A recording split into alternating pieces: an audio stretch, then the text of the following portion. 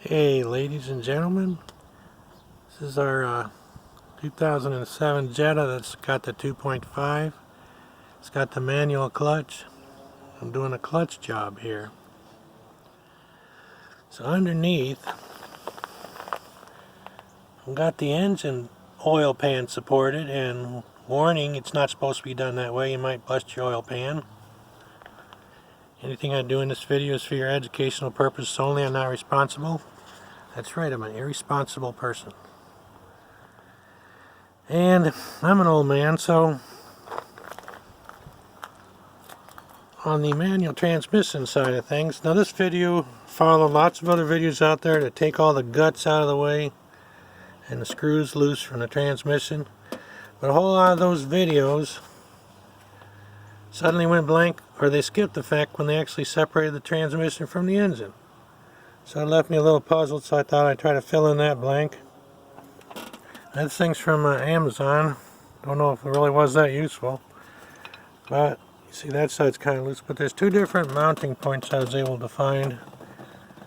And see how I mounted that one. That U-shaped thingy came with this Amazon item. Or other people sell it, but Amazon had it. And on this mount, I guess it just ended up kind of loose. Alright, let's go into the car.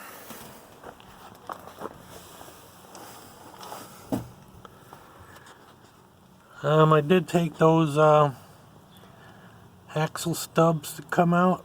I took them out. I'm going to go look at that. To get more space to work in, two things sticking out can really add to your dilemma. So that bolt went into the center. I don't know if you can see it. Went down in the center. And I got this Sunex brand tools impact hex set, again from Amazonian.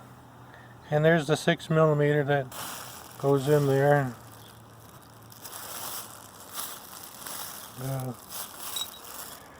So when you take it out, it's inconclusive to me how it came out, but you knock it forward, you wedge things behind here to wedge it, give force that way on this side and the other side, back and forth. It might be a seal issue grabbing on. I think there's a seal that runs along that edge. But make sure when you finally get it out, it's not left behind in the grease. Is this round piece of steel O-clip or whatever. And this part here came off on me. So I found that in the grease. Just something you want to put back on there when you're done. Alright, with those two things out of the way on the passenger and driver side, let's crawl on with here.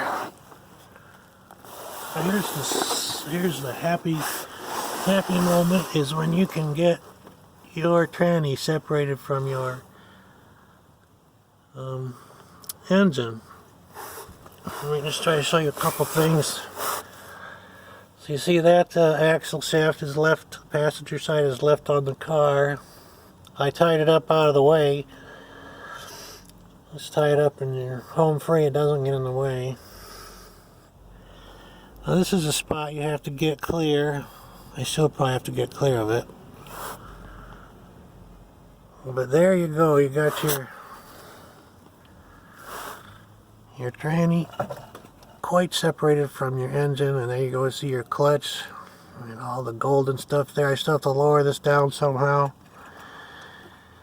So it's a matter of sequentially sticking like breaker bars in between that space and that space, and wiggling it a little bit more loose and more loose. I think in the center, of course, you've got your clutch plate that the engine side has connected to the transmission side, so that is one thing that will keep the two parts tied together. If it feels like something's still there, you may have a bolt or two left on, but again, I'm not going into that today, sorry.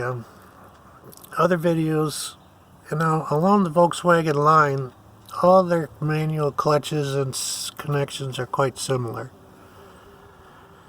Alright, that's all I had to show you today. That this setup with the jack on the oil pan allows you to adjust it up and down as was desired. Now notice I mounted it more towards the clutch side of the engine instead of the middle, because I believe the other side is supported by some sort of engine mount, so this allows me to angle it up and down as needed.